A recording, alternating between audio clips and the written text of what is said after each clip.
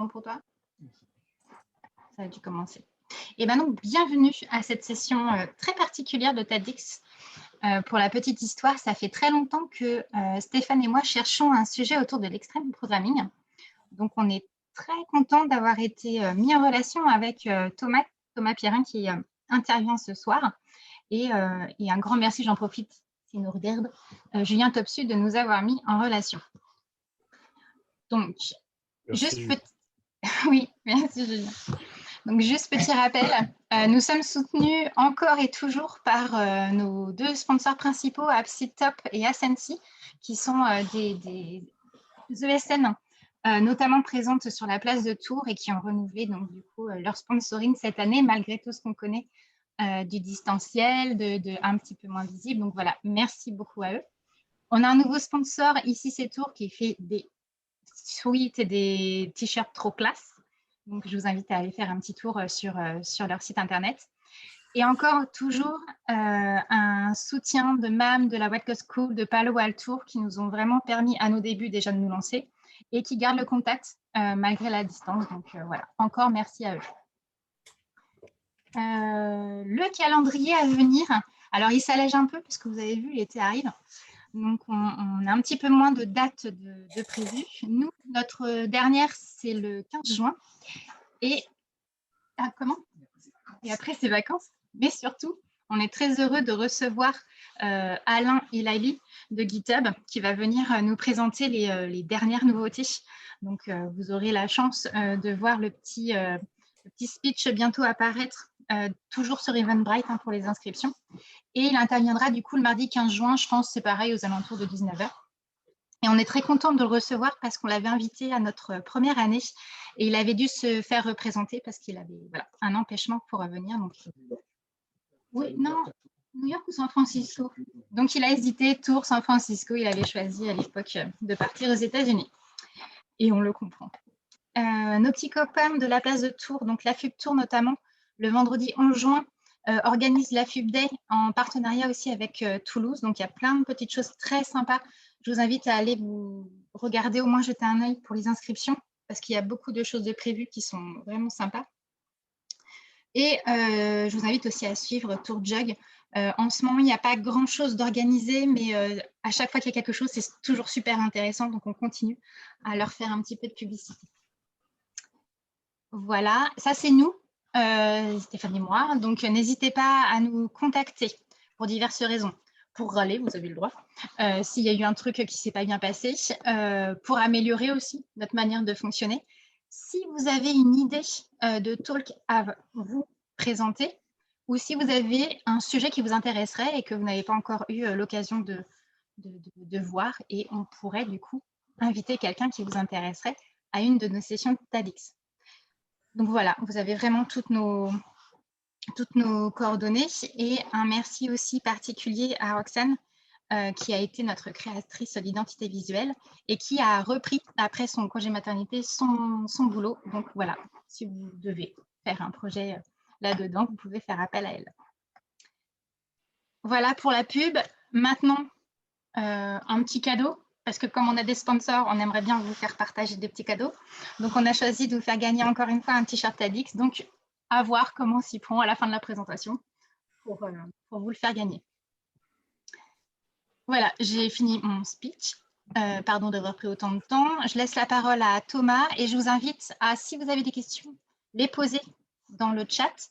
Et on se fera un plaisir de vous donner la parole post-présentation pour les poser en direct à Thomas.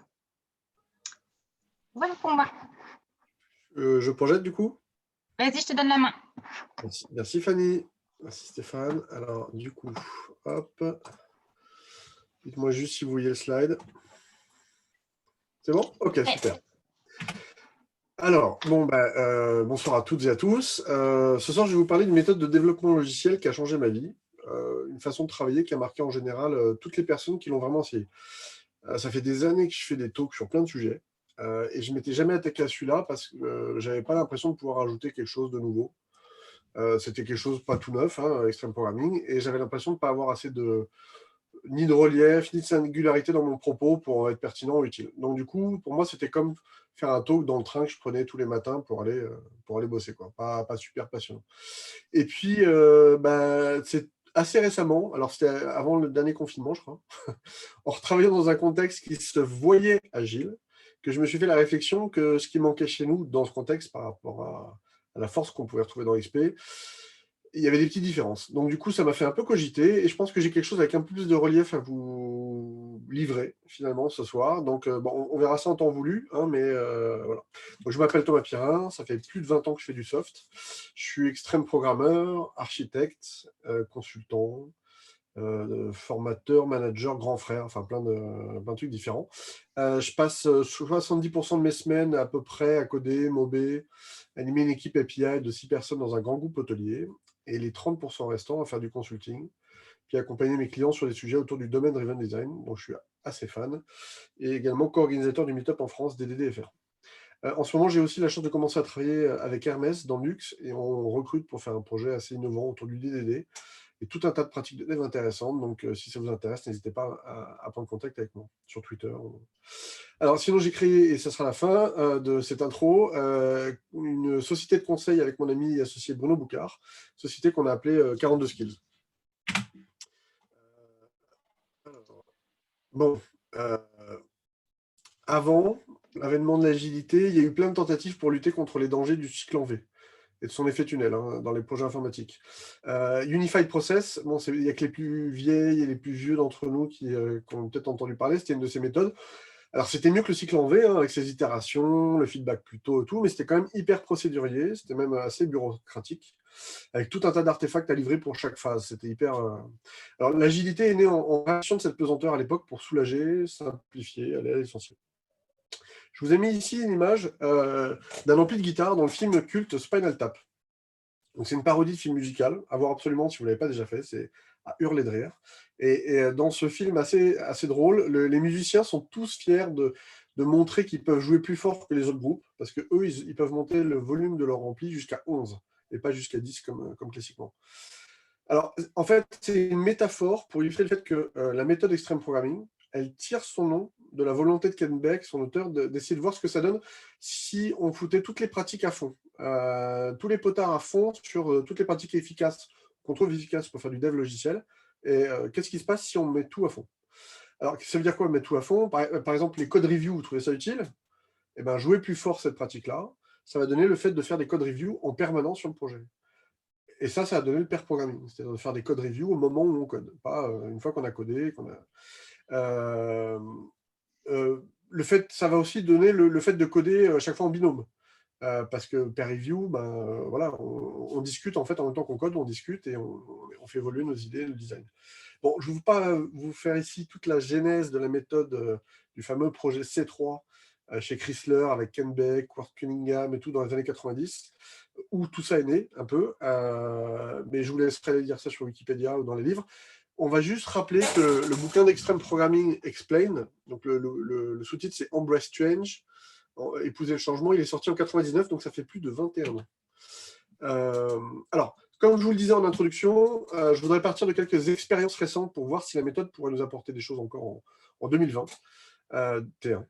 Je vais commencer par sa file. Je vais commencer par vous raconter le quotidien typique de Sarah. Alors, Sarah, elle est dev front sur le projet. C'est une refonte de site web pour une chaîne d'hôtels. L'équipe est constituée de 6 dev front et 3 dev back. D'accord ? On est jeudi après-midi. Sarah a travaillé longtemps sur sa story qui était afficher le social wall sur la page. Et puis, comme c'est l'usage dans leur équipe, elle a travaillé seule sur une branche. Et puis, elle a poussé son dev en créant une pull request, une PR, qui signifie, pour celles et ceux qui ne connaissent pas, j'ai fini ma tâche, est-ce que quelqu'un peut relire mon code et m'autoriser à le faire fusionner avec le truc du projet, le truc que tout le monde pourra constater et voir ça. Ça peut vouloir dire autre chose, mais bon, en général, c'est comme ça que les gens retiennent ce que c'est qu'une PR, pull request. Alors, comme on voit ici sur le diagramme, en partant du bas à gauche pour remonter un peu le truc, Sarah, elle est partie du tronc commun dans le repository de code. Elle a créé sa branche en local, puis elle a poussé sa branche sur le serveur pour que, suite à sa pull request, n'importe qui puisse regarder son code, la noter, mettre des commentaires, bloquant non, lui poser des questions avant de pouvoir laisser se passer sa paire, comme on dit, ou d'exiger un changement dans son code avant de pouvoir la laisser fusionner dans le tronc commun et du coup partager son bout de code à elle pour tout le monde. Ici, en l'occurrence, dans le site web, quoi. Alors, je dis n'importe qui. Dans les faits, c'est quasiment toujours Jules, le tech lead, qui prend les PR, qui fait les revues de code, qui échange avec les uns et les autres et qui valide toutes les PR de tout le monde, quoi. Alors, sauf que là, Jules, il est bien occupé avec ses autres tâches. C'est souvent des PR des autres. Et Sarah, elle va se retrouver un peu bloquée. On attend que Jules puisse se pencher sur son travail. Alors, comme elle est bloquée, elle va glaner un peu sur le board une tâche à faire dans cette itération.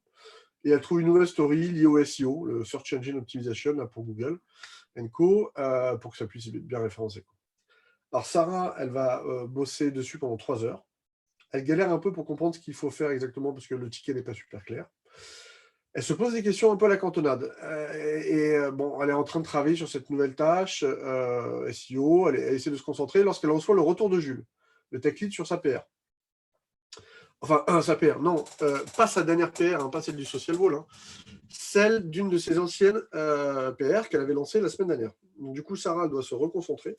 Elle doit se replonger dedans, du coup. En plus, comme elle ne comprend pas certains commentaires de Jules à propos de son code, elle repose des questions. Donc la PR, c'est une discussion aussi. Elle va devoir attendre à nouveau avant d'avoir la réponse, bien entendu, pour pouvoir agir correctement et espérer que cette vieille PR de la semaine dernière soit enfin mergeable dans la code base du site.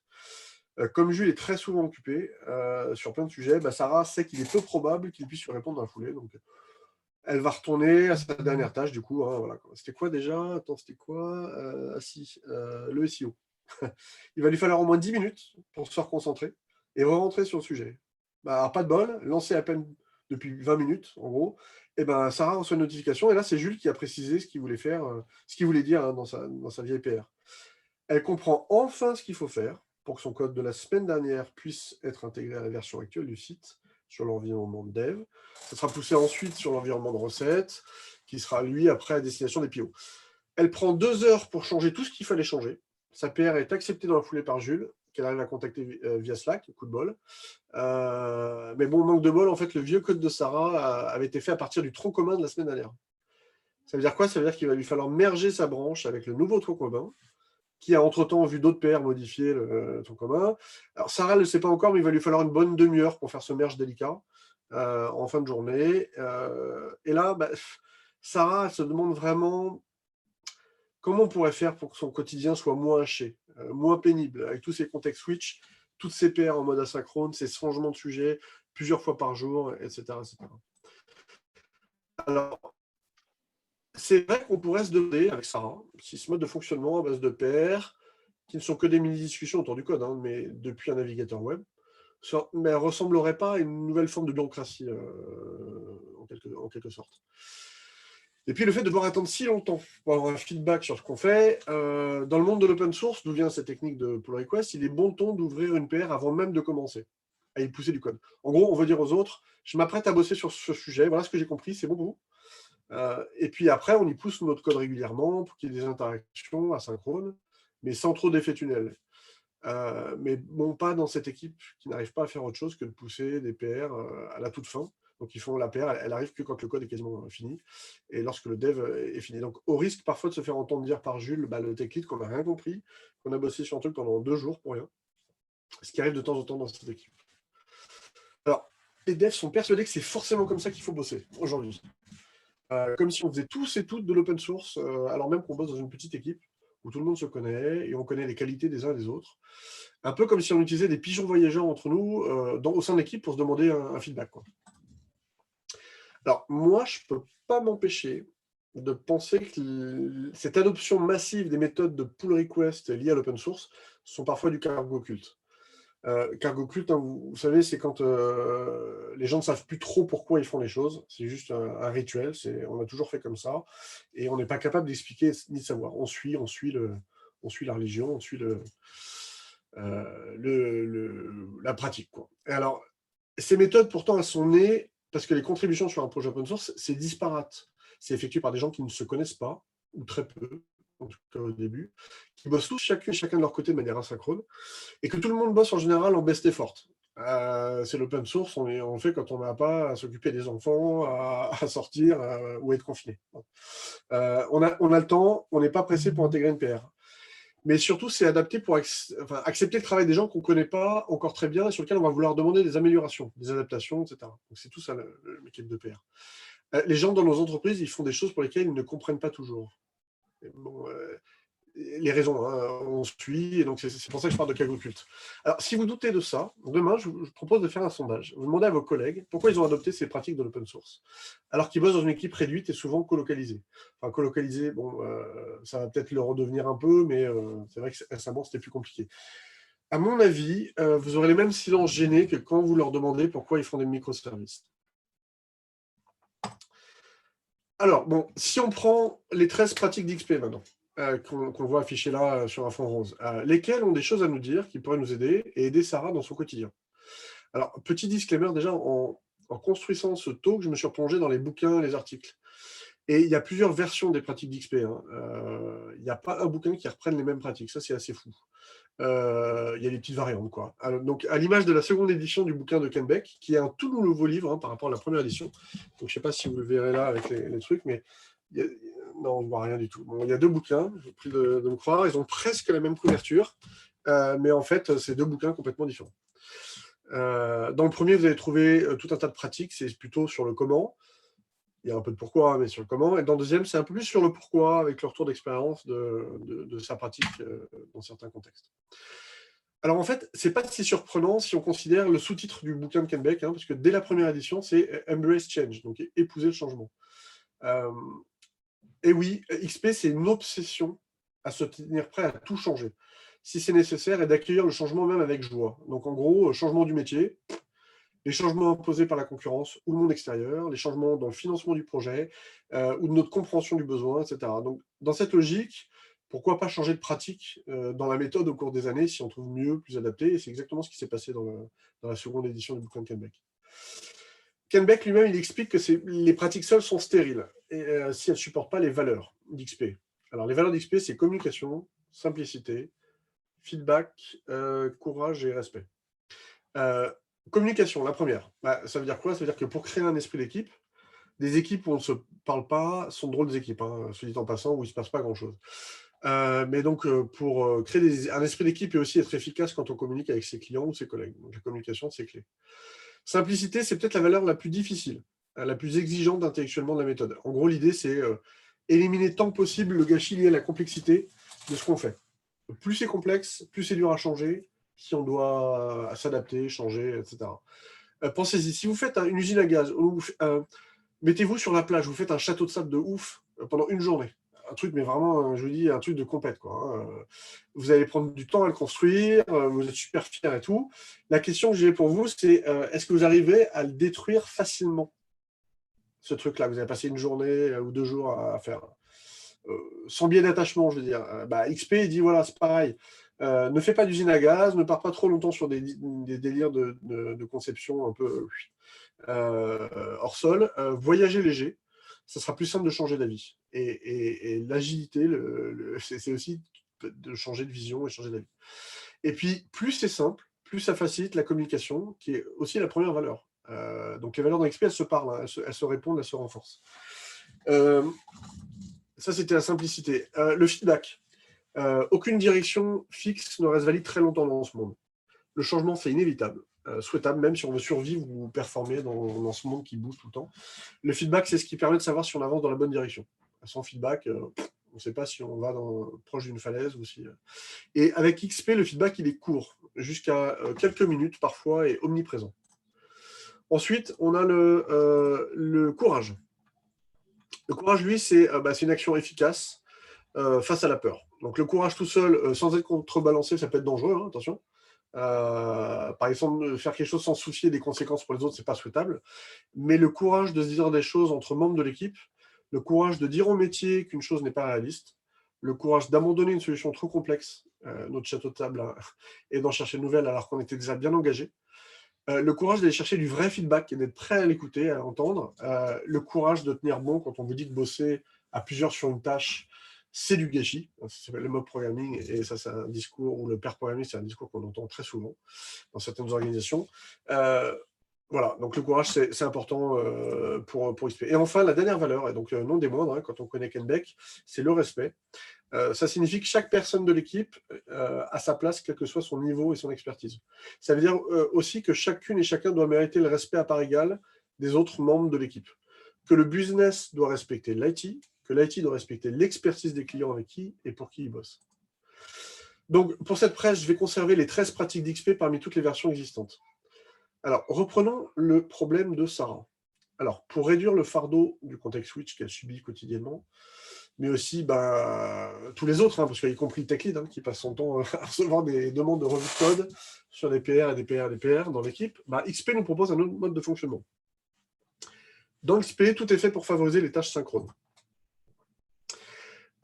La pratique Wall Team, je ne sais pas si vous la voyez, ici en haut du truc. Par exemple, ça signifie que l'équipe comporte parmi elles des membres du métier, toujours disponibles, normalement, pour répondre aux questions sur le volet fonctionnel. Bon, ça, c'est assez rare, mais voilà, ça fait partie des intentions d'XP.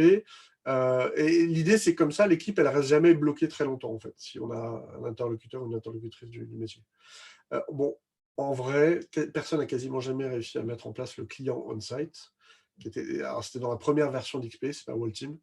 C'est-à-dire bloquer des gens du métier pertinents dans la même pièce que les équipes de dev pour tout le temps du projet. Ça, c'était un peu idéaliste. Mais les pratiquantes et les pratiquants d'XP sécurisent dès le départ le fait d'avoir des experts du domaine toujours disponibles, qu'ils soient proxy ou pas. Enfin, il faut quelqu'un pour répondre à nos questions. Et dans XP, quand on commence une tâche, on la finit aussi le plus vite possible. De la même façon, l'intégration de ce qu'on code doit se faire le plus vite possible. Il y a la pratique de continuous integration qui nous aide et qui nous fait déployer notre dev ASAP sur le tronc commun pour que tout le monde puisse avoir le feedback dessus tout de suite. En gros, on ne part pas en branche. On évite de commencer à plusieurs sujets en même temps. Vous verrez souvent lors des débats d'experts sans fin autour du sujet continuous integration. Pour la majeure partie des gens, maintenant, finalement, CI, ça veut dire de l'outillage. Les usines de build, les machins, et puis du tout la pratique. C'est dommage, de mon point de vue, mais bon, parce que la pratique, elle avait un but, elle avait des intentions. C'est-à-dire d'avoir du feedback à ZAP et d'éviter les merges infernaux. L'outil, lui, est plus vague. Quand on parle d'outil de CI, CD, on y met un peu ce qu'on veut, puisqu'on fait le workflow qu'on veut, y compris l'antithèse de ce pourquoi l'intégration continue a été imaginée. Donc voilà. Donc effectivement, quand on a une myriade de CI, de pipeline, de CI/CD avec des PR dans tous les sens, des branches dans tous les sens, on est à l'opposé de ce que décrivait l'intégration continue et cette pratique. Pour celles et ceux qui ont fait du Kanban aussi, sinon, on va viser la même efficacité dans XP. Pour finir chacune des tâches qu'on commence, on veut réduire ce que fait le context switch, qui était pénible pour Sarah, quoi. Et alors, pour finir le plus vite possible une tâche, du coup, on va s'y mettre à plusieurs. On ne va pas rester bloqué par une difficulté ou être en attente d'une validation extérieure, comme Sarah avec les validations de Jules, le tech lead. Donc c'est pour ça qu'en général, on travaille en binôme sur chaque tâche. Ça permet au code review au meilleur moment, c'est-à-dire au moment où on n'a pas encore trop déconné. Ça, c'est la pratique du pair programming en bleu. Enfin, collective ownership, le pair programming, il permet également de renforcer le collective ownership, c'est-à-dire, en gros, le code n'appartient à personne d'autre qu'à l'équipe. Et tout le monde doit être à l'aise avec lui. Les choix pris lors de sa conception. Donc, d'où l'intérêt de jamais bosser tout seul sur une tâche. Alors, oui, à l'instar des valeurs d'XP qui se répondent et se renforcent entre elles, les pratiques, elles font de même. Les unes et les autres se répondent et se renforcent. C'est d'ailleurs pour ça que je vous recommande d'adopter toutes les pratiques d'XP si vous voulez essayer la méthode un jour. Le résultat sera encore plus probant que si vous y allez tièdement. Mais bon, ça nécessite du courage. Tiens, c'est une autre valeur d'XP, justement. Alors, revenons à notre équipe de dev. Valentin, c'est un dev back de l'équipe. Ça fait peu de temps qu'il est dans celle-ci et il a l'impression qu'il doit encore faire ses preuves pour se faire vraiment accepter par les autres. Manque de bol, il a vraiment du mal à comprendre la codebase qu'il trouve vraiment trop complexe.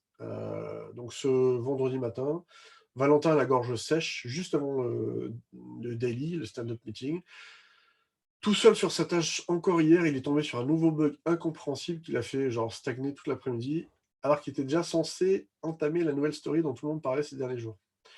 Donc ce matin, il va devoir encore annoncer à toute l'équipe, pour la 3e fois consécutive, qu'il a encore du mal à finir sa tâche. Alors que tout le monde avait pourtant estimé celle-ci à un jour d'effort lors du planning game, quoi. Ou un micro-t-shirt, ou enfin... Ouais.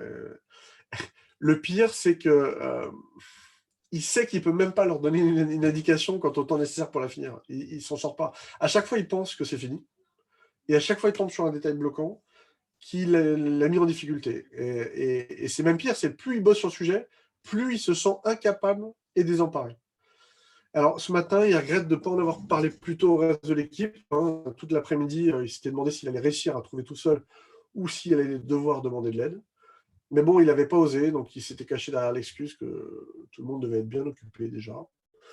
Ce qui était le cas, hein, attention, hein, mais en vrai, personne n'avait jamais refusé d'aider qui que ce soit dans l'équipe, mais surtout lorsque cette personne-là en faisait la demande. Mais bon, ce matin, Valentin se rend compte que son retard accumulé tous ces derniers jours risque de mettre en péril la démo prévue pour le business lundi soir, quoi. Alors, ce qui me frappait à chaque fois, moi, c'était le sentiment d'isolement des gens qui appartenaient pourtant à une équipe, à un collectif, mais qui étaient si seuls sur leurs tâches et face à leurs difficultés. Je ne sais pas si ça vous est déjà arrivé de constater ça, de le vivre vous pour vous ou de le constater. Moi, j'ai fait les deux. Ouais. Pour certains, ce n'est pas un problème. Ils arrivaient à l'exprimer, vous avez suffisamment de maturité pour avouer leurs difficultés sans se cacher ni jouer l'autruche. Ils arrivaient à se faire aider. Pour d'autres, le fait de travailler seul et d'avoir que le daily meeting comme moment de synchronisation avec les autres, c'était une vraie souffrance et un moment vraiment très pénible.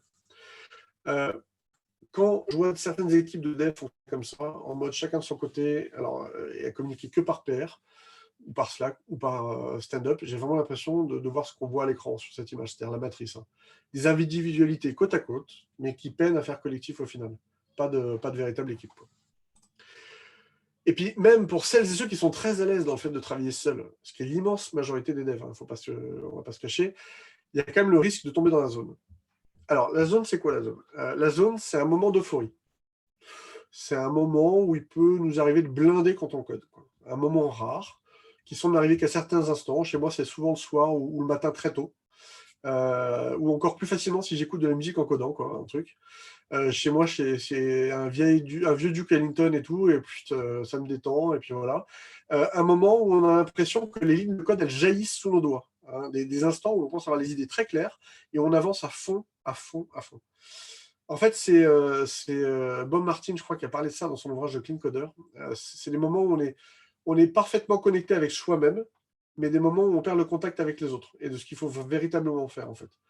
Les codes alambiqués, les codes cathédrales, les châteaux de sable, machin, sont souvent le résultat de pareils moments d'isolement. Casque et musique sur la tête. Et c'est pour ça que même seul sur des projets perso, moi j'essaie de plus trop coder avec de la musique à la maison quand je fais de l'open source. La zone, ce sont des moments qu'on recherche désespérément quand on est jeune, dev, et qu'on commence une carrière. Mais c'est des moments dont on essaie de se débarrasser en fait lorsqu'on devient développeuse et développeur un peu plus mature. Et effectivement, on devient conscient que ce qu'on va produire très rapidement dans cet état d'euphorie sera sûrement à détricoter plus tard. Et si on a le temps, bien sûr, hein, parce que bien souvent, ça se transforme en dette technique et en code bavard, verbeux. La zone, elle ne se produit, bien entendu, que lorsqu'on est seul. Alors, reprenons notre boîte à outils des pratiques XP et regardons ce qu'on peut trouver un peu pour remédier à la situation de stress, voire de détresse de Valentin. D'accord ? Alors, oui, il se trouve qu'en faisant du pair programming, Valentin n'aurait pas connu cette situation de blocage et ce sentiment de solitude face à la diversité. Donc, dans XP, à minima, on fait du pair programming. Et si un binôme rencontre une difficulté, c'est pas rare de demander l'aide d'une autre personne de l'équipe, voire de switcher les pairs pour bénéficier du coup de l'expertise des uns et des autres en fonction des sujets. Dans une équipe, il n'est pas rare qu'on soit tous complémentaires. Et XP surfe sur ce constat pour être une efficacité redoutable, hein, contrairement aux apparences et aux vieux. Et vous croyez qu'on vous paye pour bosser à deux derrière un clavier, que vous avez peut-être entendu quand vous avez fait du pair programming dans certaines boîtes, certains vieux ou chefs de projet ou d'entreprise à la ramasse un peu, quoi. Alors, outre le fait de systématiser le pair programming et de veiller régulièrement à garantir le collective ownership là, que je remets du code, c'est une autre pratique d'XP hein, qui vise on l'a vu tout à l'heure, mais à ce que le code appartienne vraiment à tout le monde. Qu'il n'y ait jamais de zone de code qui soit le royaume de Michel ou de Fanny ou de Stéphane. Et quand bien même, ça serait là où le tech lead. Hein. Donc, avec ces deux pratiques, donc, l'ensemble de l'équipe est progressivement à l'aise et en confiance sur toutes les parties du code. Et du coup, prête à intervenir sans stress et sans blocage. Et puis, de la même façon qu'on ne peut jamais courir trop longtemps sans se blesser ou réduire ses performances, XP propose la pratique de ne pas trop travailler. Sustainable pace, donc le rythme soutenable. Ça, c'est une valeur dans XP. Et du coup, les journées et les cycles XP sont suffisamment intenses. Quand on perd programme et quand on fait toutes les pratiques à pousser à fond, c'est épuisant. Donc Canbeck, lui, suggère de ne pas dépasser les 40 heures par semaine. Alors, ce qui est une révolution pour les States à l'époque, c'était il y a 21 ans, où le workaholisme fait loi. Mais il dit que si on fait des heures sup, une fois lors d'une semaine, on doit absolument arrêter ça la semaine d'après. C'est-à-dire, ça ne doit pas devenir une habitude. C'est vraiment l'idée, c'est de viser à travailler moins. L'idée, c'est de s'aménager du temps pour les loisirs, pour les amis, la famille. En gros, tout ce qui va nous permettre d'être en pleine forme ou créatif pour après au boulot. Parce qu'effectivement, on est beaucoup plus créatif et performant quand on est détendu et reposé. Je ne sais pas si vous êtes arrivé des périodes comme ça où vous êtes à bout, vous sentez que vous êtes très très fatigué, si longtemps que vous n'avez pas pris de vacances, vous êtes sur un projet, etc. Et vous vous rendez compte que vous êtes presque capable de passer des jours et des jours, pas faire du surplace, mais presque. Quoi. Ouais. Et tu te dis non, il faut arrêter ça, tu fais une pause, tu respires, tu vas te promener. Et en fait, XP exige d'avoir une bonne hygiène, qui va avoir des conséquences heureuses, y compris sur l'ambiance de l'équipe. Et l'un entraîne l'autre aussi. Et puis, l'objectif de ne pas travailler trop tard, trop longtemps, ça nous pousse à être intelligent. Ça nous pousse à réfléchir à comment on fonctionne et à ne pas travailler dans l'urgence parce qu'il y a quelqu'un, une contremaître ou un contremaître derrière nous qui nous dit vite, vite, vite. Allez, bon, retour dans le contexte d'hôtellerie. L'équipe de dev, elle est un peu à cran parce que les PO n'arrêtent pas de changer de priorité pour le sprint. Sprint en cours. Hein. Et comme si ça ne changeait rien chez nous, les devs. Quoi. Comme si ça allait avoir aucun impact. C'est le truc qu'on entend régulièrement. En fait, les PO nous remettent dans les top priorités des stories dont personne n'a encore jamais entendu parler et dont l'équipe e-commerce a l'air de dire que c'est la nouvelle urgence. C'est comme ça très régulièrement et presque tous les 15 jours. Donc, le semblant d'organisation du sprint en cours, là, lors de séances initiales de grooming, conception, etc., est presque jamais respecté. On passe notre temps à estimer et détailler des stories pour rien. Alors, je dis pour rien parce qu'en fait, on ne les fera pas finalement. On commence le sprint en se fixant quelques priorités. Et puis, quelques jours plus tard, tout est remis en question par le PO. Alors, ça agace tout le monde, mais vraiment, dans l'équipe, là. Et moi, ça me fait marrer, en fait. Alors, ça me fait parce que choisir ce métier et avoir l'air surpris que tout change tout le temps, bon, alors on apprend à relativiser peut-être avec le temps, hein, mais voilà, le changement, c'est une constante. La question, c'est pas est-ce que ça va changer, c'est quand est-ce que ça va changer. C'est plutôt ça qu'il faut s'habituer à vivre. Et alors, par contre, lorsque certains top managers du métier râlent, et ils nous disent ensuite, lors du copil, qu'ils n'ont toujours pas certaines fonctionnalités, qu'ils avaient pourtant demandé il y a longtemps, etc. Alors là, par contre, ça agace tout le monde, y compris un peu moi, mais donc là, oui. Donc on entend, et puis entre nous, on se dit, bien, ils ont qu'à savoir ce qu'ils veulent une bonne fois pour toutes, et puis le savoir faire, et leur dire à leur pio, merde. Et donc ça, c'est l'ambiance qu'on peut trouver parfois sur ce projet. Bon, alors, qu'est-ce que XP peut nous apporter dans ce cas? Vous vous rappelez du sous-titre du livre de Canbeck, Embrace Change, donc épouser le changement. Alors, c'est une véritable obsession pour Canbeck et sa méthode, c'est être capable de s'adapter à tout type de changement. D'ailleurs, on pourrait reprendre le terme de Nassim Nicolas Taleb, antifragile, pour ceux et ceux qui ont lu le livre, et puis l'appliquer à XP vraiment à ses relations au changement. Parce qu'en fait, XP est fait pour le changement. Il est conçu, il est fait pour s'améliorer et être encore plus à l'aise comme méthode, plus efficace quand tout change tout le temps. Les changements de spec, les changements de priorité, les changements de n'importe quoi, tout va venir renforcer les actions de la méthode et des pratiquantes et des pratiquants d'extreme programming. Un exemple, pour rendre ça un peu plus concret, dans XP, tant qu'on n'a pas commencé à coder une story, le métier il est invité à changer de priorité autant de fois qu'il le souhaite. On se fiche de ce que l'équipe ou le client, le PO, avait prévu dans sa tête. Si finalement la story qu'on est en train de coder nous éclaire radicalement, même sur ce qui a la valeur finalement, sur ce qui en a moins, pourquoi rester sur le plan défini pour l'itération en cours? C'est au métier de décider en fait. Donc on se trouve vraiment pour moi au cœur de l'agilité ici. Et alors, XP va même encore plus loin. C'est pour ça que souvent, les pratiquantes et pratiquants d'XP sont à l'aise et aiment bien Kanban, les méthodes en flux. C'est que XP va plus loin en autorisant le métier même à faire arrêter un dev en cours pour changer de priorité pour l'équipe et lui demander de bosser sur un autre sujet. Si ça apporte plus de valeur, ça nous donne plus de feedback, c'est bon. C'est OK, on a commencé à faire un truc, et ben, on est capable de changer d'avis, quoi. D'ailleurs, le plan game, qui a lieu en général chaque semaine, permet de changer tout ça dans le détail. En mode late, en mode lazy, à la dernière minute. Et du coup, les praticiennes et les praticiens d'XP, ils attendent le changement. Ils ne sont pas surpris quand il arrive. C'est un événement courant, et c'est même un événement souhaité. C'est signe de bonne santé. En fait, c'est signe d'adaptation face aux nombreuses sources de feedback mises en place par l'équipe. Donc ça, c'est vraiment très important. Bon, alors, j'aurais pu continuer à vous lister toutes les autres pratiques d'XP, les unes après les autres, comme la nécessité d'avoir des standards de code pour l'équipe, le planning game, l'utilisation des métaphores pour mieux se comprendre. Le TDD, c'est une de mes marottes. Les small release en mode baby steps, qui donnent du feedback régulièrement, etc., etc. Mais bon, si j'avais fait ça et qu'on avait passé tout le reste du temps ensemble à parler de ça, je pense que je serais passé à côté du plus grand changement lié à XP, selon moi. Vraiment.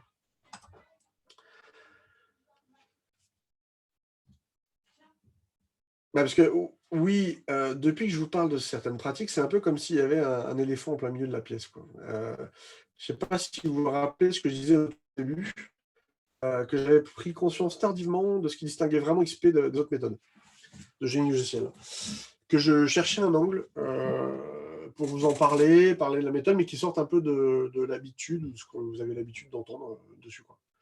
Alors, est-ce que vous voyez l'éléphant que peu de gens voient encore aujourd'hui sur cette pratique? Oui, quand même. Je vais vous demander d'y réfléchir quelques instants. On va reprendre la métaphore des amplis qui permet de jouer plus fort que les autres. Okay, qu'est-ce qu'on pourrait faire avec XP pour repousser les limites de certaines de nos pratiques? Réfléchissez quelques instants. Quelle serait la pratique qu'on pourrait améliorer, nous les devs, et à jouer beaucoup plus fort que ce qu'on est capable de faire actuellement? On spoil ou pas? Vous la voyez un peu mieux là ou pas? La cohésion ou Le travail d'équipe. En fait, la véritable révolution d'XP, ça réside dans la valeur de ce que prend le travail collectif, le travail d'équipe. En fait, c'est omniprésent dans XP quand on y regarde bien. C'est une vraie révolution sociale et comportementale pour nous les devs. On est habitué à travailler dans notre coin, à nous synchroniser avec les autres, de temps en temps à base de pull request, très introverti dans notre sociologie à nous, quoi, à tous. Et du coup, on obtient du feedback que de manière intermittente, souvent très indirecte, par l'écrit, et parfois caché derrière nos écrans. XP, il propose de changer tout ça, de considérer l'équipe comme l'atome de base.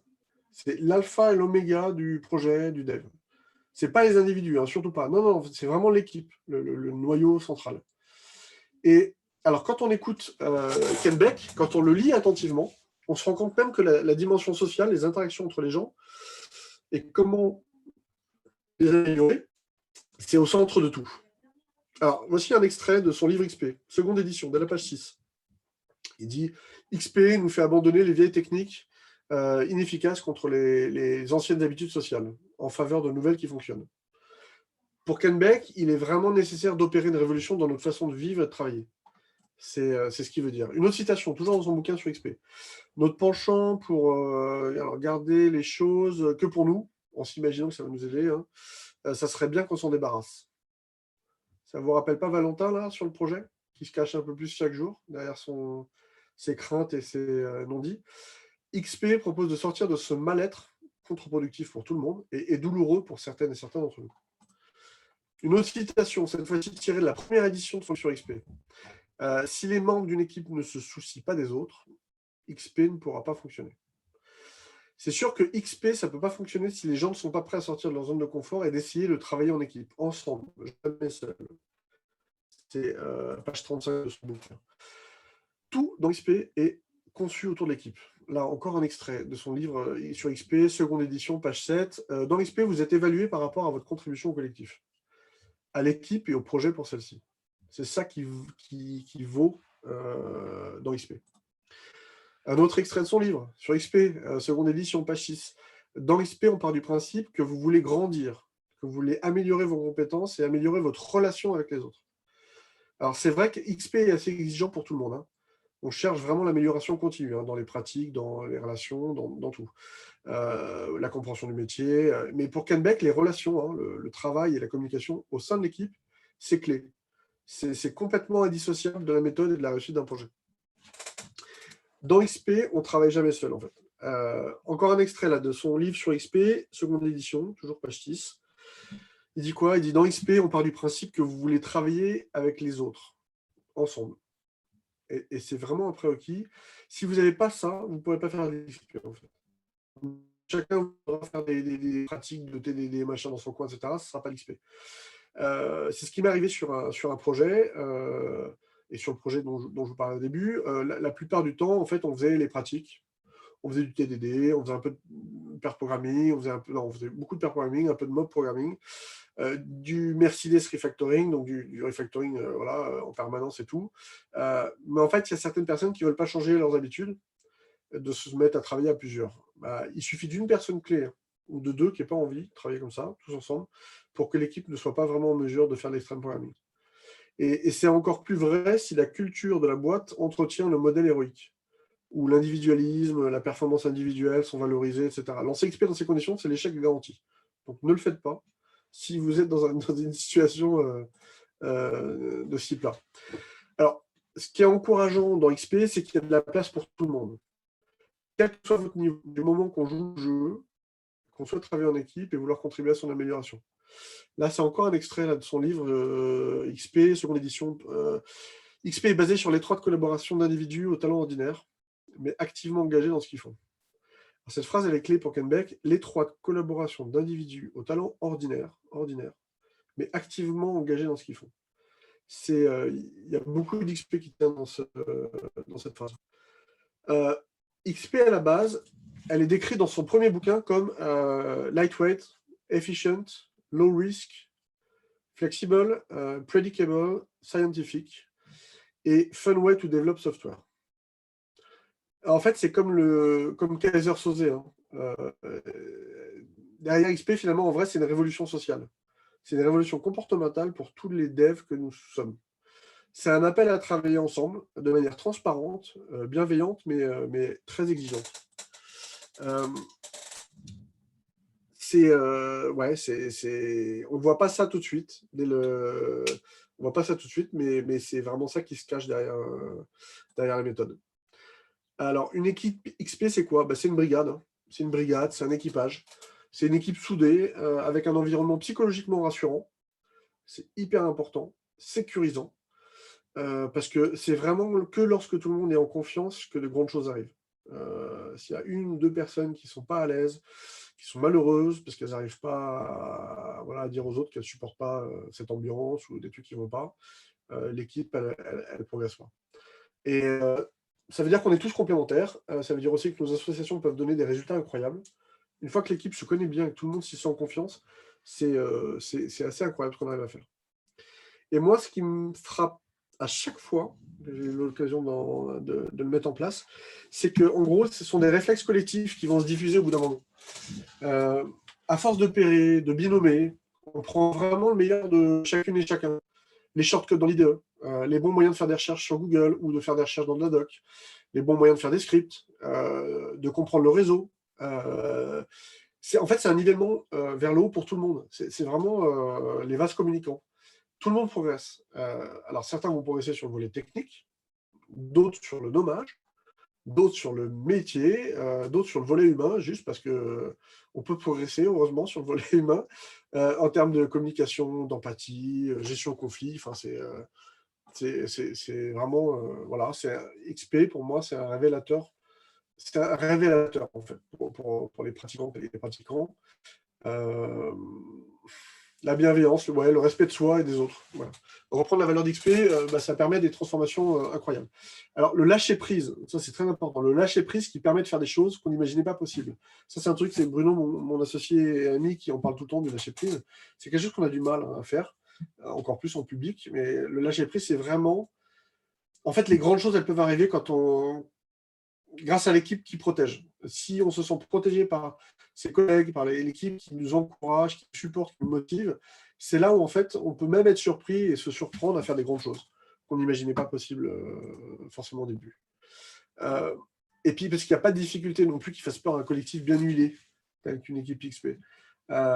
Si vous deviez dénouer tout seul ce bout-là, mais bien mouillé sur un port, vous pourriez vous décourager. À plusieurs, on se donne du courage. Et puis, on s'entraide surtout. Donc, c'est une métaphore, mais en gros, à plusieurs, on fait face à des trucs qu'on ne s'imagine pas capable de faire tout seul. C'est une palissade. C'est pas une évidence, mais en fait, on y pense assez peu. Et puis, parce qu'il ne faut pas se tromper, faire du logiciel, c'est pas se retrouver tout seul derrière un écran, à interagir avec les autres que par l'écrit de manière asynchrone. C'est comme ça qu'on a pris l'habitude de le faire, mais ce n'est pas une fatalité. Alors, j'avais posé la question il y a quelques temps sur Twitter. Quelle est la chose la plus extrême qu'un dev puisse faire en 2020 ? Alors, c'était parce que ce talk-là, je l'ai fait en fin 2020. Donc ça, c'était ma question. Alors, pour Guillaume Téchenet, avec qui j'ai le plaisir de travailler en ce moment, il disait, personnellement, les devs qui m'impressionnent le plus, ce sont celles et ceux qui se concentrent sur l'espace du problème, au lieu de se jeter dans l'espace de la solution, et qui se foutent un peu des sujets et des modes purement techniques. Pour Yves Lanfin, savoir dire non à l'ajout d'une fonctionnalité. Voilà. Pour Cédric Rupp, c'est ne jamais travailler tout seul.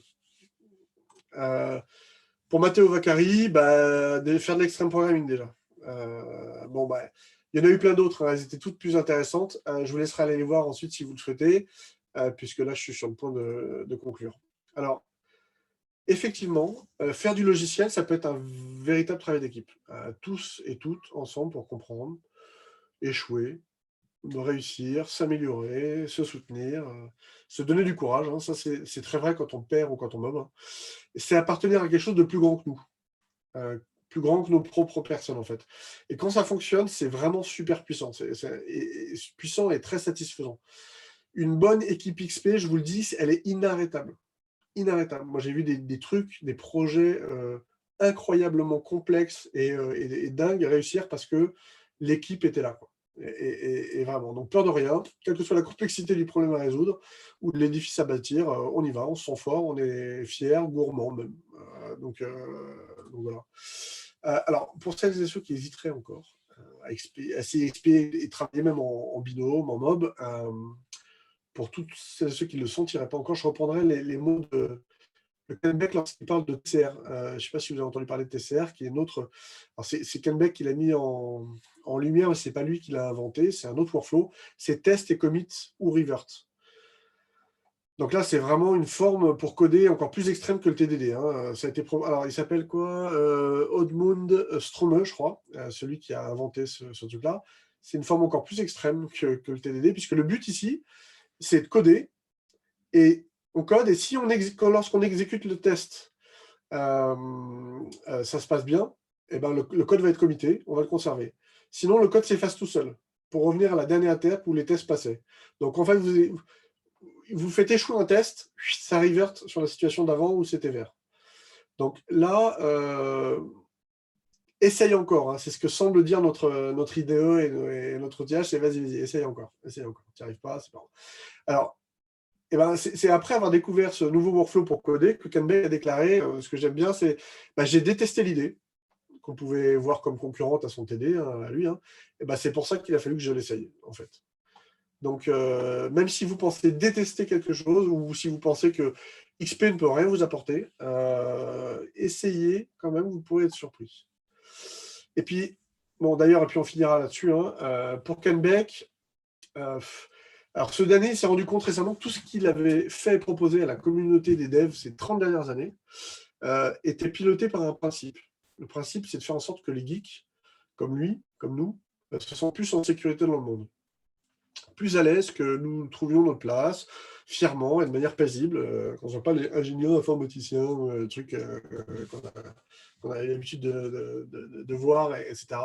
Alors, comment ça s'est traduit dans sa carrière ? Il a XUnit. XUnit, c'est lui qui l'a inventé, il l'a fait pour transformer ses ou nos inquiétudes. Est-ce que mon code fonctionne ? en test qui vont nous donner de la confiance. Donc ça, c'était le framework XUnit. Après, il est allé plus loin, il a inventé le TDD, diviser les problèmes qui nous accablent dans un flux de code rassurant. Sur ce sujet, on a écrit un article avec mon ami associé Bruno Bocard qui s'appelle « Le TDD comme rempart contre nos biais ». Moi, j'y parle de ma tendance à procrastiner, que j'ai réussi à dompter avec le TDD. Procrastiner, c'est remettre au lendemain ce qu'on pourrait faire aujourd'hui, en fait. Et donc, parfois, quand je commençais une conception au tout début de ma carrière, j'avais l'angoisse de la page blanche. J'essayais de me dire, il faut que je raisonne un design parfait avant de commencer à coder, quoi. Et donc, très souvent, je googlais, enfin, il n'y avait pas Google à l'époque, c'était AltaVista, ou je ne sais plus ce que c'était, mais en gros, voilà, j'essayais je perdais du temps, en fait, avant de commencer vraiment à faire le truc. Le TDD, il te dit, tiens, commence par un tout petit truc, rien du tout, tu vas tout hardcoder de toute façon au début, etc. C'est un peu le petit coup sur l'épaule là qui permet d'avancer et de se mettre en mouvement. Et pour ceux et ceux qui font de la procrastination comme moi, et ben en gros, c'est tout ce dont vous avez besoin. En fait. Le plus dur, c'est le petit bout, le premier pas. Une fois que vous avez fait ce premier pas, tout le reste, après, vous enquillez. Donc oui, le TDD comme rempart contre nos biais, moi, ça me parle beaucoup. Et puis XP, une autre de ses inventions, de son propre aveu, XP, il propose un rythme, une structure pour une interaction sociale efficace et rassurante, qui aboutit encore à résoudre des problèmes. Alors, souvent impliquant du code, parce qu'on est là pour développer. Ah non, mais XP, c'était pas non, le dernier truc qu'il a vraiment fait émerger, qui était important, c'était son modèle 3X. Je ne sais pas si ça vous parle. C'est quoi 3X? C'est Explore, Expand, Extract. Donc ça, il a fait ça après son expérience chez Facebook. Et en fait, il s'agissait d'adapter le traitement à l'environnement approprié. C'est-à-dire, pas faire trop de qualité lorsqu'on explore un sujet et qu'on ne sait pas trop où on va, mais pas faire de la sous-qualité lorsqu'on va industrialiser ce qu'on a découvert lors d'un prototype. Donc là, après, une fois qu'on a validé un truc avec un proto, on veut l'industrialiser. Donc là, la qualité va intéresser un peu plus, etc. Bon, là, c'est pour la qualité, mais il en parle aussi pour la rigueur, la créativité, la sécurité, la planification, etc. Donc en gros, c'est une sorte de traitement proportionné au contexte, le modèle 3X.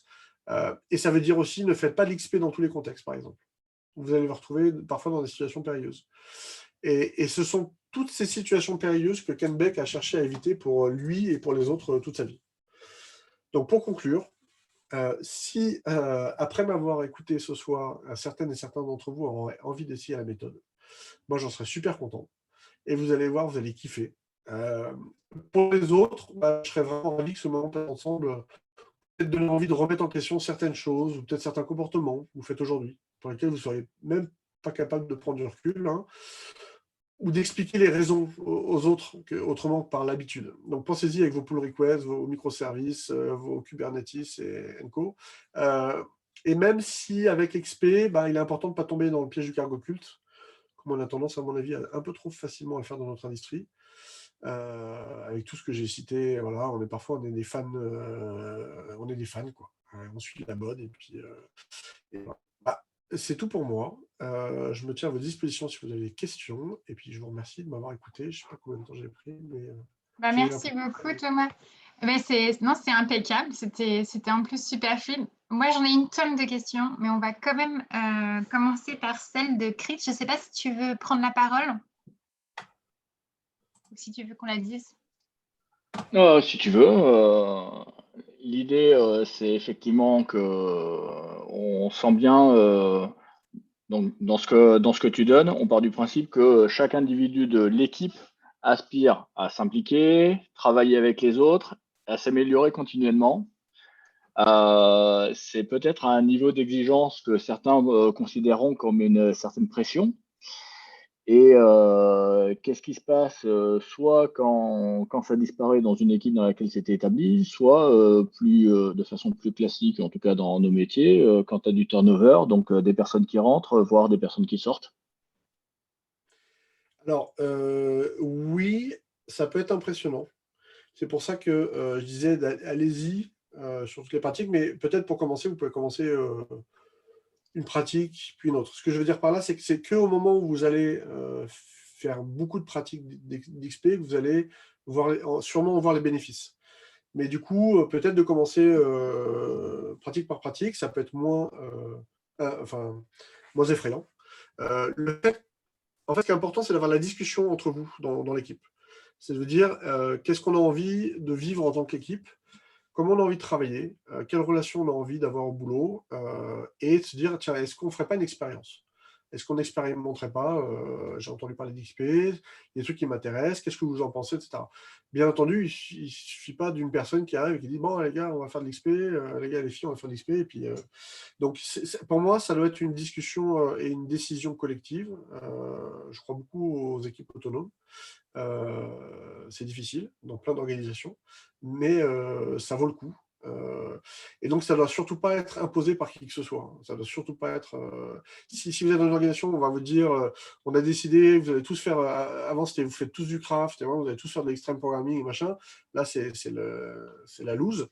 Je pense que donc, ça doit vraiment être sur la base du volontariat.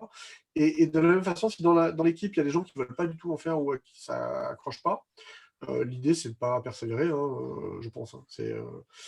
En même temps, il n'y a pas de réponse. Je suis désolé, ça fait un peu réponse de Normand. Ça dépend du contexte, quoi. Et donc, mais en tout cas, en tant qu'équipe, on peut se serrer les coudes. Et l'idée, c'est c'est de le jouer en mode, on va essayer de vivre une expérience collective. Et l'idée, c'est qu'on en parle souvent. L'histoire des rétros et tout, on va se faire des petites rétros à la limite à la fin de chaque semaine. Fin de semaine, c'est de faire un mini rétro en disant mais comment on a vécu la semaine, est-ce qu'on a eu des difficultés, est-ce qu'il y a des trucs qui sont pénibles et tout, et c'est de réajuster en fait. C'est pour moi XP, c'est de l'agilité sous caféine, quoi, et ça marche pour tout, y compris les rétros. Je sais pas si ça répond à ta question. Non, je ne m'attendais pas à une réponse dans l'absolu. Hein. Tu imagines bien que je vois bien tout l'aspect humain qu'il peut y avoir derrière ça. Hein. C'est plus important. Après, par expérience, pas dans XP, j'aurais bien aimé, mais dans des équipes soit utilisant Kanban, soit Scrum, les gens qui ne sont pas convaincus, les gens qui n'adhèrent pas, alors on leur offre quand même une période de, pas d'essai, mais on essaye quand même, voilà, de les faire entrer dans le mood. Naturellement, ces gens-là, en fait, vont sortir d'eux-mêmes. C'est-à-dire que s'ils n'aiment pas travailler avec les autres, s'ils n'aiment pas, s'ils voient plus les synchronisations comme le fait de rendre des comptes, des choses comme ça, ils se sortent un petit peu tout seuls. Donc, pour compléter ta réponse, Thomas, si ça ne marche pas, plutôt que d'arrêter, peut-être essayer autrement ou avec d'autres personnes ou avec une autre équipe. Ou voilà, ça peut quand même fonctionner comme ça, quoi. Mais déjà, on parlait entre nous. C'est-à-dire que déjà, on parlait de... Alors, c'est difficile parce que parfois, et c'est pour ça que je parle des bienveillances et d'équipes qui... En fait, les relations interpersonnelles, moi je considère qu'il faut au moins 6 mois à une équipe de dev, en général, pour commencer à être efficace. C'est-à-dire qu'il faut au moins 6 mois pour avoir envie, enfin déjà avoir des relations un peu interpersonnelles, de se soucier des autres, d'avoir envie de les aider, de se faire aider, etc. Et donc, souvent, dans ma carrière, il y a un truc que je n'ai jamais compris. J'ai bossé pendant très longtemps dans une grande boîte, pendant 12 ans dans une grosse boîte, CAC 40. Et à chaque fois, chaque nouveau projet, on pétait toutes les équipes et on resplitait. On disait, tiens, toi, je te veux dans mon équipe, toi, je te veux dans mon équipe. Et donc, chaque nouveau projet star, on allait piocher à droite à gauche sur les gens qui travaillaient déjà dans nos équipes. Et je n'ai jamais compris parce qu'en fait, c'est à chaque fois, on repaye les 6 mois. Sur chaque projet, on repaye les 6 mois d'inefficacité. Et donc, un modèle que moi, j'ai toujours essayé de pousser, mais c'est compliqué. C'est le modèle, on parle d'équipage avec Bruno, mon associé, c'est voilà, des gens qui travaillent ensemble et qui ont l'habitude de travailler ensemble et qui peuvent changer de sujet. Et donc que l'équipe reste ensemble, mais que... Alors, ça ne veut pas dire qu'on reste ad vitam aeternam tout le temps dans la même équipe. On peut avoir envie de changer d'air, changer plein de trucs, donc de bouger. Hein, mais voilà. Et donc ça, pour moi, une équipe XP, même si les gens ont envie d'y arriver et de le faire, il va y avoir c'est normal, on est humain. Hein. Il va y avoir du temps avant que ça puisse coulisser bien et que ce fameux lâcher-prise dont je parlais puisse arriver. Je disais, c'est l'équipe full stack, c'est plus le développeur full stack, c'est l'équipe full stack du coup. C'est ça, autonome. Qu'est-ce que tu disais, Stéphane? Excuse-moi, j'ai pas entendu. Je disais, c'est pas le développeur full stack, c'est l'équipe full stack, quoi, du coup. C'est ça, équipe en fait pluridisciplinaire. Et alors le mode programming aussi, qui est une autre façon de pousser jusqu'à 12. C'est ça, quoi. On a des gens qui sont fonctionnels, des gens qui sont plutôt QA ou testeuses ou testeurs. Parce que nous, c'est vrai qu'on a beau faire du TDD, on a beau aimer la qualité, etc. En fait, on a souvent des biais, même des biais de confirmation. Et puis, quand on est dev, je ne sais pas pour vous, mais en tout cas, moi, c'est quelque chose que j'observe autour de moi et pour moi depuis longtemps. Même en faisant du TDD, on fait souvent. C'est très simple d'écrire des tests happy pass, où tout va bien. Vraiment le scénario nominal, où tout va bien, etc. Mais par contre, pour aller creuser un peu dans des trucs des cas tordus, des corner cases et tout, comme disent les anglo-saxons, là, c'est un peu plus dur. Mais il y a des gens, ils sont codés pour ça. Enfin, il y a des gens, on n'est pas tous codés pareil, on n'est pas tous. En fait, il y a des gens. Moi, j'ai bossé avec des testeurs et des testeurs, c'est incroyable. Et l'émulation, le côté fun de je vais te niquer ton soft, ou je vais faire tomber, ou tiens, vous n'avez pas vu ça, et machin. Ça peut être hyper fun dans une équipe. Donc des profils différents surtout. Je profite juste de la question de Chris pour peut-être l'étendre. En tout cas, moi, ça me trottait dans la tête. Sur une équipe qui serait hyper extrême, du coup, avec XP, hyper rodé et tout ça. C'est pas compliqué l'onboarding soit d'un débutant, soit même d'un expérimenté, un peu comme moi, avec un peu 20 ans d'expérience qu'elle n'a jamais fait. Il n'y a pas un peu l'effet clan ou l'effet qui peut faire peur parce que les gens ils sont tellement rodés avec, tu parlais de mob, de pair, enfin tout ce que tu as dit. L'onboarding, c'est pas un truc un peu où il faut faire attention quand on est rodé à l'XP et une équipe comme ça. Alors, ça dépend du contexte, encore une fois, donc, désolé, c'est toujours, ça va être souvent, mais en gros, ça va dépendre de la maturité des gens.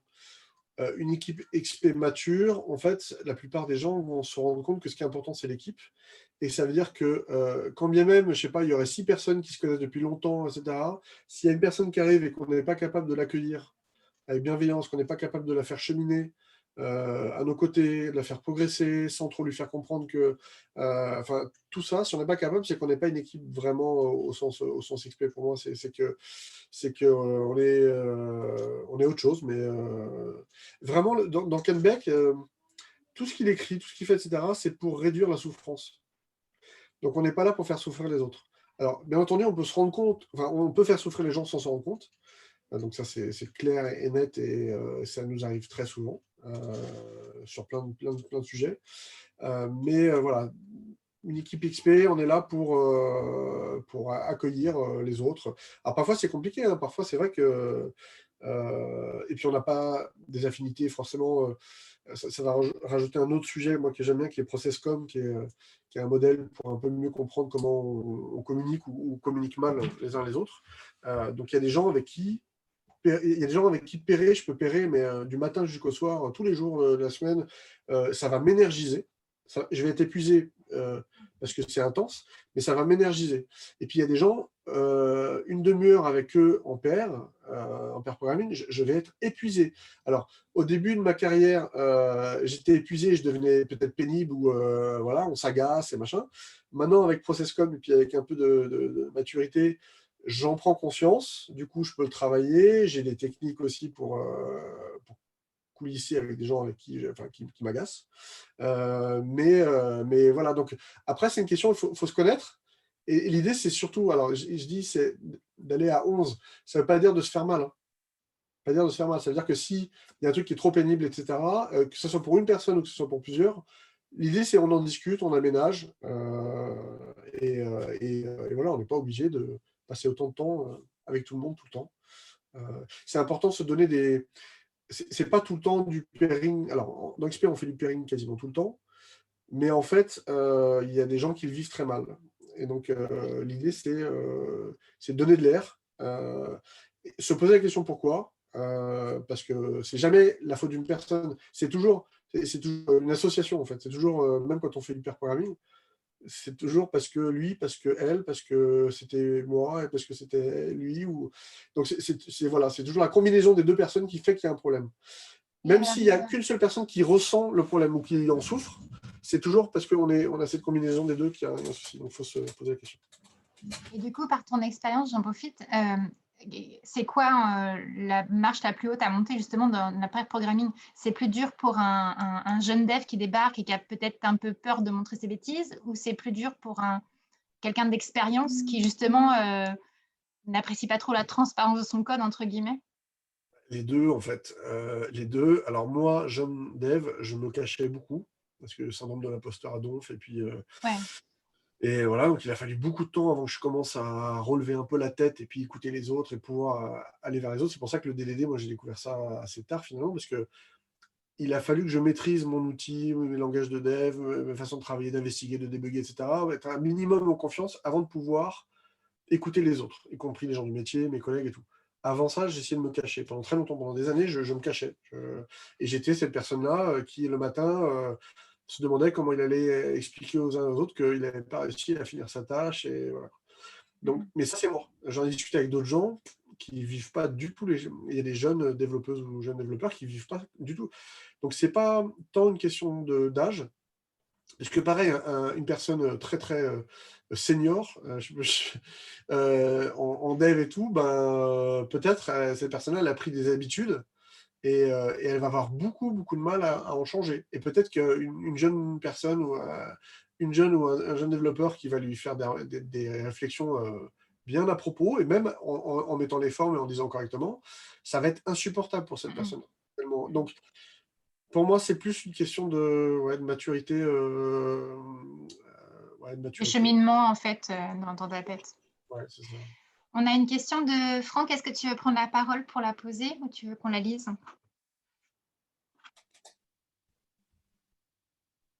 Ah, pas de micro. Alors, je vais la lire pour lui et je vais même la compléter parce qu'elle est super intéressante comme question.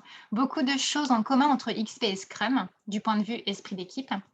Comment choisir entre XP et Scrum ou autre quand on peut avoir le choix? Alors, moi, je vais être un très mauvais. Comment dire? Moi, j'aime pas du tout Scrum. Pour plein de raisons. Je n'aime pas du tout Scrum. Par exemple, le fait que ça s'appelle des sprints. C'est une très mauvaise idée et ça induit plein de gens en erreur sur. Bon, bref. Donc, en gros, moi, je vais pas être le meilleur défenseur de Scrum, je suis désolé. Voire même, j'ai vu tellement de Flaccid Scrum ou de Scrummerfall, j'ai vu tellement de dérives et d'équipes malheureuses. C'est un peu comme Safe, quoi. Scrum, il est autant agile pour moi que Safe ne l'est, quoi. C'est vraiment bon. Un truc, j'exagère un peu, mais voilà. Donc, je ne recommanderais pas Scrum. Je recommanderais plutôt du Kanban, mais en même temps, c'est pas. Dans l'absolu, ça dépend du contexte. Par exemple, dans le contexte où les gens du métier ne savent pas ce qu'ils veulent, qui changent tout le temps, il y a deux choses. Si ça apporte de la valeur de livrer, d'avoir du feedback, parce que c'est le métier qui ne sait pas exprimer ce qu'il veut, c'est en voyant le soft qu'ils vont machin, là, ça a de la valeur de délivrer, etc. Si le métier, c'est vraiment pas du tout où il va, etc., en fait, on peut cramer beaucoup de fuel, on peut faire beaucoup de choses. Donc, c'est important pour moi d'épouser le changement, mais de le faire de manière intelligente. C'est-à-dire de se poser la question, c'est quoi la valeur? D'avoir cette discussion avec le métier, ou le sponsor, ou la sponsor du projet, en disant, qu'est-ce que tu attends de ce projet? Qu'est-ce qu'on attend? Vraiment au niveau stratégique, au niveau machin, après au niveau détail, si on veut, mais pour que, en tant que partenaire, pas simple exécutant, mais partenaire, on puisse, nous qui faisons du dev, accompagner ce métier qui aurait du mal à cheminer. Donc, du flux, en général, moi j'ai vu que c'était pas mal, type Kanban. Ouais, dans Scrum, en fait, Scrum, ce qui me gêne, c'est que. Pourquoi je disais que c'était pas aussi agile que. Enfin, dans Scrum, il y a un contrat, c'est-à-dire que dans l'itération, dans le sprint, on a fixé des trucs et puis normalement, on n'y bouge pas, quoi. On a verrouillé le scope, on a verrouillé le périmètre. Si on se rend compte au bout de 2 jours que finalement, tout ce qu'on s'est dit entre nous, parce qu'on n'aurait pas la moindre idée, c'est en voyant le truc tourner, c'est en codant ou en travaillant sérieusement dessus qu'on se rend compte que c'est vachement plus compliqué et que finalement, c'est pas une bonne idée. Qu'est-ce qu'on fait? Là, moi, j'ai vu des équipes et des managers entiers se verrouiller sur le truc. Ah non, hein, c'est ça que les PO ont demandé, on déroge pas, on ne bouge pas, etc. Et donc, ce côté un peu contractualisé du sprint, en plus du nom qui est vraiment tout pourri, parce que moi, je crois vraiment au sustainable pace, quoi. C'est-à-dire que c'est pas une course, c'est un marathon, c'est une course de fond, si on veut, mais c'est voilà, donc, je ne recommanderais à personne de faire du Scrum ni du Safe.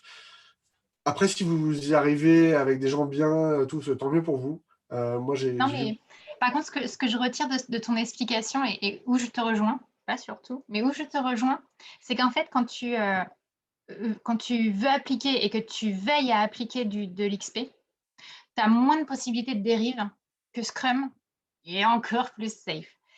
Là où, quand tu as des cadres un peu plus élargis, on va dire, un peu moins justement cadencés, entre guillemets, bah forcément, à un moment donné, bah, tu étires et cette chose un peu plus lâche qui est l'itération. Moi, je ne parle pas de sprint dans mes formations parce que pareil, ça me débecte. Mais dans ton itération, dans ta petite fenêtre, que j'essaye, moi, au contraire, de réduire le plus possible, Oui. bah, c'est pareil, tu étires forcément un petit peu et donc tu as du risque qui rentre. Et là où, par contre, moi, j'ai un truc que je n'ai pas encore vécu en live pour pouvoir encore bien appréhender et bien comprendre, c'est que l'extrême, le changement extrême, je ne l'ai encore pas encore rencontré en fait dans mes demandes clients directs, au point de nous dire, dès le premier jour de mon itération, c'est déjà KO. Donc, c'est peut-être ça qui manque aussi pour bien appréhender le truc. Mais là où je te rejoins, c'est que je pense qu'une fois que tu te mets dans cette volonté, cette roue de l'XP, c'est difficile de faire du mauvais XP comme on peut faire du très mauvais Scrum. Voilà. C'est ça. Après, moi, il n'y a pas de marteau en or, il n'y a pas de silver bullet. C'est un principe auquel je crois vraiment profondément depuis très longtemps. Et du coup, XP, je ne le mets pas à toutes les sauces, je ne le mets pas dans tous les contextes. Dans ce truc-là, dans l'hôtellerie, eh ben, on commence à s'en rapprocher un peu. On commence à s'en rapprocher un peu, mais ça fait presque un an, plus d'un an que je bosse avec cette équipe. Et ben on y va mollo parce que les uns et les autres, parce que l'organisation, déjà, ça fait beaucoup de changements pour les autres équipes, et les Et PO et oui, tout. et oui. Et justement, tes commanditaires, comment ils vous laissent la place? Parce que tu as quand même un environnement dans lequel l'équipe s'inscrit. Donc, même si tu es autonome, auto-organisé et que tu as des bonnes volontés et que ça fonctionne, tu as quand même un environnement dans lequel tu gravites. Comment ça se passe, en fait, la mise en place d'équipe XP? En vrai, tu me fais Alors, rêver. dans ce cas-là, il faut du temps. C'est-à-dire que moi, je suis arrivé dans un contexte où vous avez l'habitude de travailler comme ça, PR, mode héroïque. Tout le monde courait un peu comme des poulets sans tête, mais tout le monde était génial, tout le monde était super sympa, l'ambiance était démente, vraiment, le métier est super intéressant dans l'hôtellerie, c'est génial. Mais par contre, je voyais les gens s'épuiser. Et donc, en gros, chacun appelait son développeur ou sa développeuse préférée pour dire, tiens, est-ce que tu peux me faire ce changement vite, tac, tac. Tout était urgent, tout le temps, tout le temps, tout le temps. Et du coup, alors, moi, on m'a expliqué qu'avant que j'arrive, il y a eu une période où ils arrivaient à faire du Scrum et qu'ils s'y tenaient et que c'était hyper rassurant psychologiquement pour eux. Parce qu'il y en a quelques-uns qui ont besoin d'un cadre. Il y en a pour qui d'enlever le cadre, c'est hyper angoissant. Donc, il y en a qui aiment bien avoir des tickets. Et on leur donne des tickets, ils prennent le ticket, ils dépilent le ticket, ils l'avancent, et puis on avance, et puis l'autre sprint, et puis bref. Donc, il y a des gens pour qui c'était très angoissant. Donc, moi, j'y suis allé très mollo. J'ai passé 3 mois en observation. Alors, attention, pas que observation, parce que sinon, je pense qu'il m'aurait dégagé. Non, mais il m'aurait dégagé avant, mais vraiment sans suggérer vraiment le truc. Juste en posant des questions, en regardant comment ça marche et tout. Puis j'ai analysé la situation, parce que plein de fois, j'ai essayé de faire du change management et je me suis fait dézinguer, dégommer très tôt parce que je n'avais pas vu qu'il y avait des gens à qui ça pouvait paraître une menace et qui font en sorte que finalement, que tu disparaisses du périmètre. Donc là, du coup, sympathiser, bien m'entendre, bien essayer de comprendre aussi, parce que moi, je peux arriver avec mes idées préconçues et puis finalement me rendre compte que ça ne va pas aller du tout dans ce contexte. Et quand je me suis dit, tiens, il y a un truc à faire, vraiment là, il y a vraiment un truc à faire, il ne manque pas grand-chose pour que ce soit le kiff total. J'ai demandé aux gens avec qui on m'a demandé de former cette équipe API, on s'est fait un workshop, tableau blanc, et puis on s'est dit, c'est quoi être une équipe? On m'a demandé, d'après vous, c'est quoi être une équipe? Et qu'est-ce que vous auriez envie de faire? Puisque là, on nous dit, avant, c'était des dev back qui faisaient partie d'une équipe globale, ils faisaient front to back avec du Drupal, du machin, il y avait tout le monde qui était dans le même truc. Là, moi, on m'avait demandé de monter une équipe API pour couvrir tous les fronts, enfin, tous les backs de tous les sites et tout, mais en plus de travailler sur d'autres API. Donc là, c'était aussi une petite violence pour le chef de projet et les PO et tout de l'ancien formule, quoi. Je leur ai dit, d'après vous, c'est quoi équipe API, on nous demande de créer une équipe API, qu'est-ce que vous avez envie de faire? Et on a passé du temps à se dire les choses et tout. Et petit à petit, moi, je me suis gardé de suggérer ce que j'avais en tête. C'est-à-dire que je me suis vraiment gardé, et là, je me suis fait violence. Parce qu'avant, j'étais tellement enthousiaste que j'ai essayé d'expliquer à tout le monde, tiens, on va faire ça, je l'ai déjà vécu dans un truc, tu vois, ça va marcher tout. Et donc là, j'ai laissé les gens en parler, proposer, tester ce qu'ils voulaient faire. Et puis de temps en temps, quand je sentais que c'était le moment et tout, je dis, ça vous dirait pas, vous trouvez pas que le métier, là, il est un peu trop, le code métier est un peu trop mélangé avec le code technique, là, et du coup, on souffre un peu. Vous avez entendu parler de l'archi hexagonale, par exemple, ça vous parle et tout? Non, c'est quoi? Ça vous dit qu'on essaie d'en discuter? Ouais. Et donc, ah ouais, ouais, ouais, donc tac. Et puis, en fait, chaque pratique, le TDD aussi, puisqu'ils ne faisaient pas de test, ils faisaient test after, dans le meilleur des cas. Chaque pratique est arrivée petit à petit. Et donc il m'a fallu du temps. Alors peut-être qu'il y a des gens qui sont plus efficaces, machin, etc. Mais là, pour moi, c'est le temps. Il faut que les gens aient le temps de digérer C'est ce ça. changement-là. Et Et être alors, prêt, en fait. malgré ça, j'ai quand même fait me faire dézinguer parce que il y a eu une personne qui avait l'habitude de travailler avec l'autre équipe, qui était super sympa en plus, on s'entendait bien, on prenait des cafés et tout. Mais j'ai appris que dans mon dos, il s'était plaint auprès de la direction en disant c'est tout changé, c'est tout chamboulé. Avant, je pouvais demander un truc à un de mes développeurs sur le desk et j'avais mon dev le lendemain. Là, il faut que tout passe par l'équipe. Et que c'est l'équipe qui prend le ticket ou qui prend la demande et qui répond collectivement. Et je ne peux plus demander à un tel ou une telle de. Donc, c'était hyper angoissant pour lui aussi, parce qu'avant, il avait du time to market et tout. Puis là, on lui dit, bah, peut-être que finalement, ça ne sera pas la personne qui connaît mieux le sujet qui va l'adresser, mais on va l'adresser en équipe. Et ben finalement, heureusement, j'ai vu ça et je suis allé voir le sponsor avant pour expliquer quelle était ma démarche et tout, avant que. Voilà. Mais avant, je ne l'aurais pas fait, je pense, et je me serais fait des sorties en disant, mais non, c'est sympa tes idées, Thomas, mais c'est un peu trop révolutionnaire, et donc merci. Là, heureusement, ça ne s'est pas passé comme ça. Et maintenant, la personne avec qui dont je te parle là, on s'entend super bien, il est vraiment cool, on se marre, et puis et tout le monde a compris que finalement, on ne fonctionne pas comme les autres, notre équipe API, mais finalement, bah, On s'y retrouve, en fait. ils s'y retrouvent, et puis voilà, exactement. Ça prend du temps.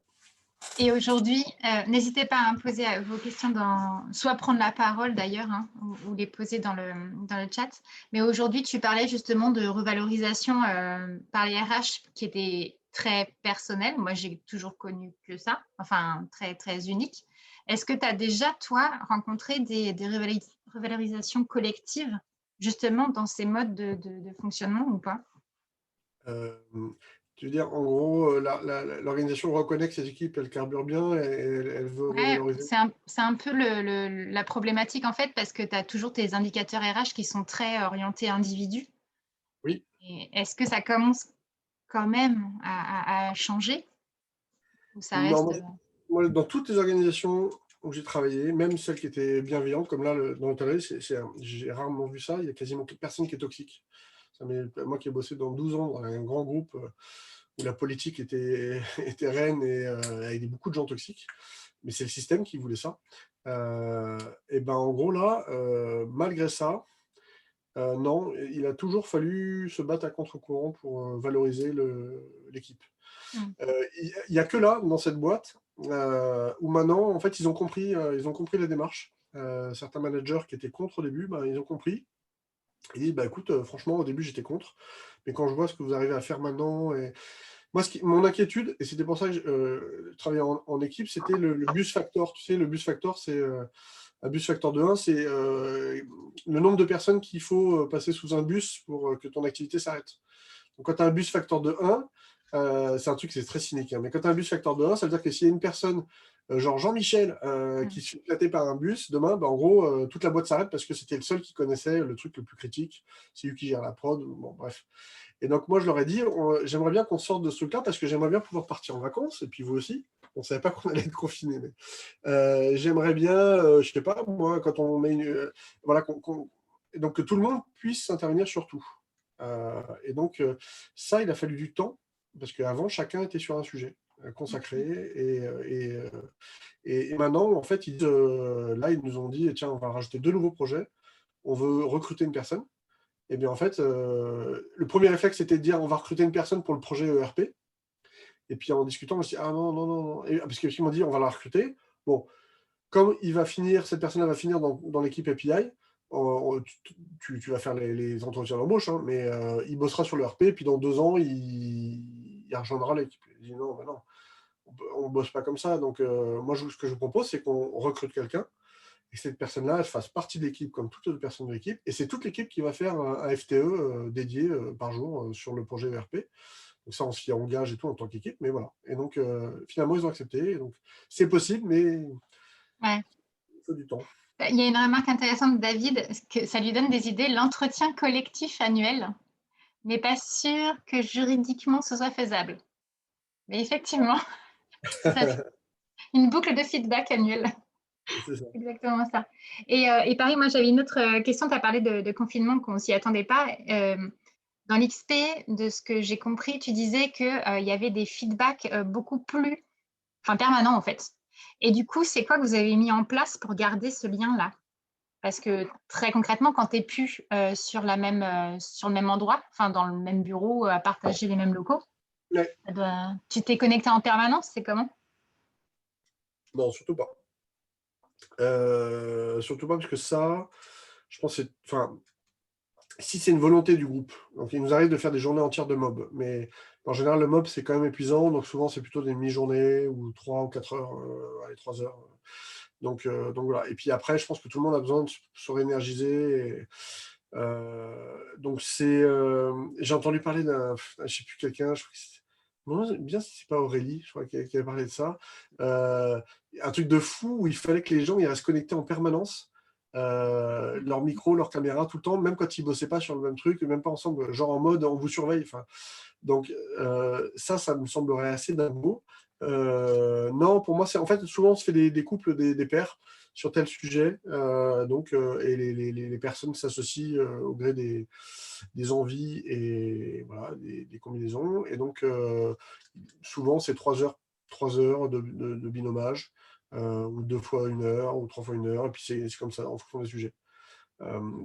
Sur les relations interpersonnelles, sur le feedback, par contre, moi, ce que j'ai mis en place en tant que manager de cette équipe, c'est des points one-to-one, parce que en fait, les semaines sont courtes, parce qu'on était en temps partiel aussi dans l'hôtellerie, tu vois, il y a moins d'activité, hein, donc on s'est un peu aménagé des trucs. Du coup, c'était de se dire, allez, toutes les 3 semaines max, je passe 1 heure avec chacun d'entre eux pour parler d'autre chose que du boulot, ou pour donner du feedback. Et ça, finalement, au début, tout le monde se disait, oh là là, une fois toutes les 3 semaines, ça va arriver vite, avec nos semaines courtes. Et finalement, c'est un point hyper important.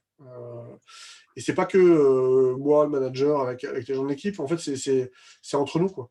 Donc là, on est en train d'essayer de tester un truc c'est Laurent Doguin, je crois qu'il parlait de ça, qui est chez Clever Cloud, ou c'est Hubert, je sais plus, qui disait, en gros, on va faire un truc où, je sais plus, eux, ils ont un bot qui tire au hasard, qui tire au sort des gens pour aller prendre une pause café ou un truc.